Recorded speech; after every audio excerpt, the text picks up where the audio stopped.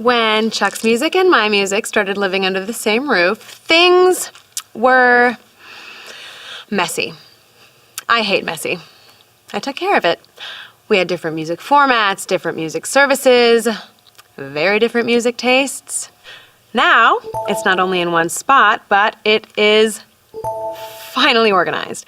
I can find stuff by artist, by genre, and by my favorite, release date. And I can play it all in the best place on our entertainment system. I get playlists of nothing but smooth jazz, and Chuck gets his weird, obscure punk, ska, speed, metal, noisy mess. There's even traditional and internet radio stations. Frankly, I didn't think artists this diverse could share the same planet, let alone the same machine.